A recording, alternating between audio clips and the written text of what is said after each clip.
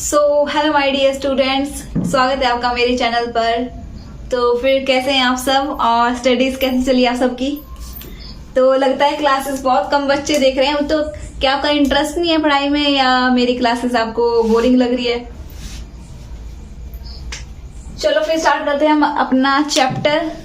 Second chapter कर रहे थे ना हम, एटॉमिक स्ट्रक्चर। तो कल वाली क्लास कंप्लीट कर ली थी आपने, तो समझ आ गया था आप सबको जो मैंने पढ़ाया। तो कल हमने फोटो इलेक्ट्रिक इफेक्ट के बारे में पढ़ा था और उसके साथ हमने क्या पढ़ा था, क्वांटाइज्ड लेवल के बारे में पढ़ा था। ठीक है, जो स्पेक्ट्रम थे वो हमने पढ़े थे कल। और हाइड्रोजन का स्पेक्ट्रम देखा था हमने, जो सीरीज थी। तो उन सीरीज को ना पूरा याद कर लेना, वहां से क्वेश्चन बन जाता है। चलो फिर नेक्स्ट, तो आज हम पढ़ने वाले हैं बोहर का एटॉमिक मॉडल। ठीक है, बोहर ने जो एटम का मॉडल दिया था उसके बारे में पढ़ेंगे आज हम। तो आपको पता है कि बोहर किसका स्टूडेंट था? बोहर था रदरफोर्ड का स्टूडेंट। तो रदरफोर्ड ने क्या कहा था? रदरफोर्ड ने कहा था कि एटम इस तरह से होता है, ठीक है। और उसने कहा था कि जो एटम का जो मास है वो बीच में होता है, पूरे सेंटर में होता है। और उसको क्या नाम दिया उसने? न्यूक्लियस। न्यूक्लियस नाम दिया था। और उसने कहा कि इसके चारों तरफ कोई पार्टिकल घूमते रहते हैं, उसको क्या नाम दिया उन्होंने? इलेक्ट्रॉन। ये किसका मॉडल था? ये था रदरफोर्ड का मॉडल। फिर आके बोहर ने क्या कहा था? बोहर ने कहा कि अगर आपका इलेक्ट्रॉन घूम रहा है न्यूक्लियस के रिस्पेक्ट में तो वो एनर्जी लूज कर देगा, तो वो रुक जाएगा, रेस्ट पे आ जाएगा। पर ऐसा नहीं होता है, वो रेस्ट पे नहीं आता है। तो इसके बाद फिर बोहर ने अपना मॉडल दिया। तो उन्होंने कहा कि जो आपका ये इलेक्ट्रॉन जो रिवॉल्व कर रहा है न्यूक्लियस में, ठीक है, इन अ सर्कुलर पाथ, उन्होंने कहा कि ये जो आपका इलेक्ट्रॉन क्या कर रहा है, ठीक है। ये तो आपका रदरफोर्ड ने भी बोला था कि घूमता है इलेक्ट्रॉन न्यूक्लियस के चारों तरफ। तो उन्होंने मान लिया कि हाँ ठीक है, न्यूक्लियस के चारों तरफ घूमता है। पर उन्होंने बोला कि वो फिक्स्ड पाथ में घूमता है, ठीक है, फिक्स्ड सर्कुलर पाथ में घूमता है। जिसका क्या नाम दिया उन्होंने? उसको उन्होंने नाम दिया ऑर्बिट। ठीक है, ऑर्बिट क्या आपका एक पाथ है, रास्ता है। जैसे देखो यहाँ पे आपका ये है, मैंने बनाया है पूरा एटम, ठीक है। तो ये एटम है, ये है न्यूक्लियस आपका। तो जैसे ये होता है सेल, ये वाला, ये मैं पूरा बनाया है, ये है सेल, ये फर्स्ट सेल, ठीक है। फर्स्ट सेल भी बोल देते हैं और के सेल, यानी कि आप मान सकते हो घर, एक तरह से घर मान सकते हो। तो ये पहला घर, ये दूसरा, ये तीसरा और ये चौथा।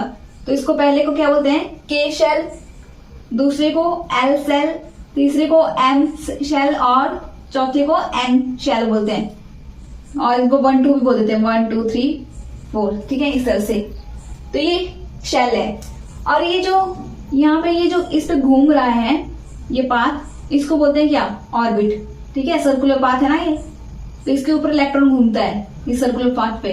तो ये फिक्स्ड होता है, फिक्स्ड पाथ के ऊपर वो घूमता है। जिसका क्या नाम दिया बोहर ने कि उसको क्या बोलते हैं? ऑर्बिट बोलते हैं। तो ठीक है, उन्होंने बोल दिया कि फिक्स्ड है।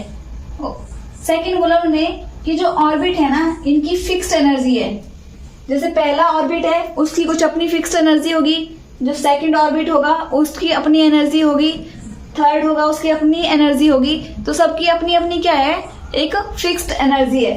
तो उसने बोला कि जो एनर्जी इन ऑर्बिट की, इन रास्तों की, वो भी क्या है? फिक्स्ड है। तो इन्होंने बोला कि सब कुछ फिक्स्ड है। और देखो यहाँ पे इन्होंने बोला कि सब कुछ क्या है? फिक्स्ड है। तो अगर सब कुछ फिक्स्ड है तो क्या होगा? आपका जो इलेक्ट्रॉन है वो एनर्जी लूज नहीं करेगा, क्योंकि जब आपका उसका रास्ता भी फिक्स है, उसकी एनर्जी भी फिक्स है, तो वो एनर्जी लूज नहीं करेगा। जैसे आप एग्जांपल देख सकते हो, हमारा सोलर सिस्टम है, जैसे हमारी अर्थ सूरज के चारों तरफ घूमती है, तो उसका एक फिक्स्ड पाथ में घूमती है वो। आपकी सूरज की कितनी एनर्जी है और आपकी पृथ्वी उसके चारों तरफ घूम रही है, तो अगर ये वाला केस तो वहां पे भी लग सकता है।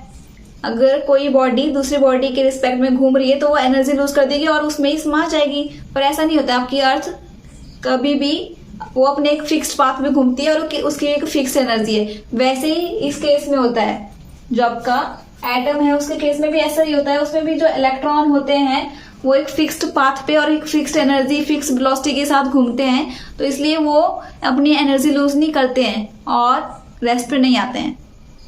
समझ आ गया आपको? थर्ड क्या कहा इन्होंने कि जो आपका इलेक्ट्रॉन है उसको आप अगर एनर्जी दे दोगे, जैसे मैं बना रही हूँ न्यूक्लियस इस तरह से, ये हुआ आपका पहला सेल, ठीक है, ये पहला सेल है, तो सपोज करो आपका इलेक्ट्रॉन यहाँ पे है। अब ये बोल रहे कि अगर आपने इलेक्ट्रॉन को क्या दे दी, एनर्जी, और वो एनर्जी किसके बराबर होती है, जो हमने प्लैंक कांस्टेंट के बारे में,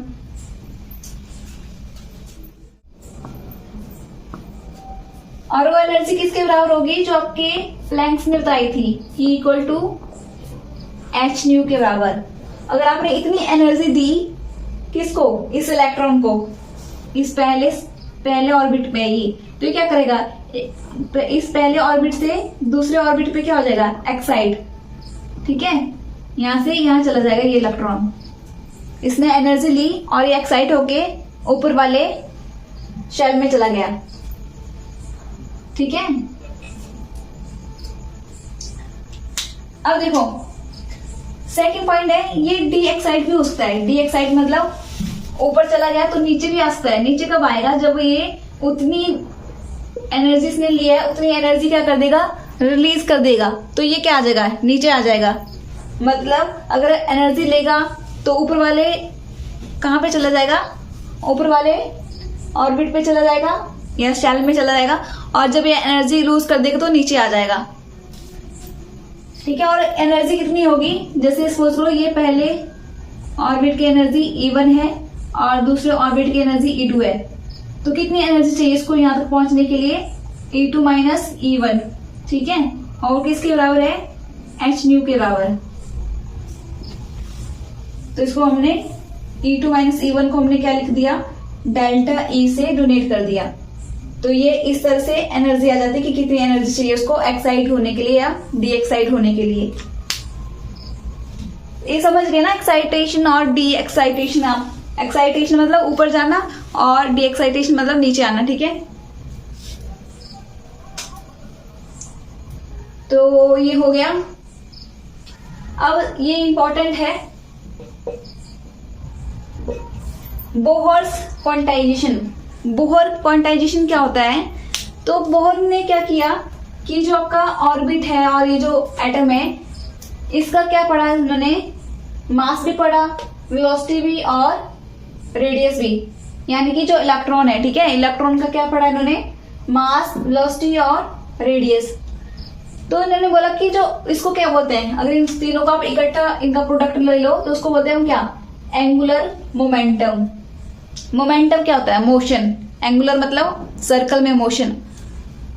तो वो क्या है, क्वांटाइज्ड। क्वांटाइज क्या है, मतलब क्वांटाइज का मतलब क्या होता है, वो मतलब एक कांस्टेंट वैल्यू है उसका क्या है, इंटीग्रल मल्टीपल। इंटीग्रल मतलब एन, एन क्या होता है, इंटीजर, ठीक है। तो इसलिए, और ये एन कितनी वैल्यू होती है इसकी, 1 2 3। ये ऑर्बिटल नंबर है कि कौन से ऑर्बिट में, पहले नंबर में तो क्या आ जाएगा, यहाँ पे 1 आ जाएगा, तो पहले का क्या आ जाएगा, पहले ऑर्बिट का क्या आ जाएगा आपका, h/2 पाई एंगुलर मोमेंटम आ जाएगा आपका पहले ऑर्बिट का। वैसे अगर आप दूसरे ऑर्बिट का निकालोगे तो क्या करोगे, 2 से मल्टीप्लाई कर दोगे, ऐसे आ जाएगा 2h मल्टीप्लाई 2, ठीक है, 2 लिख दोगे यहाँ पे, और h/2 ये आ जाएगा आपका दूसरे ऑर्बिटल का। तो इतना समझ आ गया आपको। तो अभी चलते हैं नेक्स्ट। तो ये जो फॉर्मूला है mvr, यहाँ से हम क्या निकाल सकते हैं, हम मास भी निकाल सकते हैं, हम वेलोसिटी भी निकाल सकते हैं, हम रेडियस भी निकाल सकते हैं। तो सबसे पहले हम करते हैं क्या, कैलकुलेट रेडियस। बोहर के जो ऑर्बिट है उसका रेडियस कैलकुलेट करेंगे। तो उसका एक फॉर्मूला है, देखो उसका फॉर्मूला क्या है, rn क्या है, रेडियस, n क्या है, nth ऑर्बिट, जैसे ये पहला ऑर्बिट है, दूसरा ऑर्बिट है, तीसरा होगा, चौथा होगा, इस तरह से n नंबर वाला ऑर्बिट उसका निकालेंगे, क्योंकि अगर n होगा तो हम यहाँ पे किसी का भी निकाल सकते हैं 1 2 3 4 भर के। तो ये किसके बराबर हुआ, यहाँ पे आ जाएगा आपको क्या n स्क्वायर, और यहाँ पे h square epsilon not divide by pi m z e square. तो यहाँ पे h पहले n क्या है, यहाँ पे इंटीजर मतलब ये नंबर है, ठीक है। h क्या था, मैंने क्या बताया था आपको, प्लैंक्स कांस्टेंट। एप्सिलॉन क्या है आपका, एप्सिलॉन नॉट है आपका इलेक्ट्रिक कांस्टेंट। m क्या है आपका यहाँ पे इलेक्ट्रॉन का मास, और z यहाँ पे क्या है आपका एटॉमिक नंबर है, और ये e क्या है यहाँ पे चार्ज है। तो इन सब की वैल्यू भरोगे तो आ जाएगा आपका रेडियस। पर इस तरह का न्यूमेरिकल आपको एग्जाम में नहीं आएगा, ठीक है। तो आप बस ऐसे ही इसको थोड़ा देख लेना, अगर आपको याद हो जाएगा फॉर्मूला, पर नहीं आएगा ऐसा न्यूमेरिकल आपको पेपर में।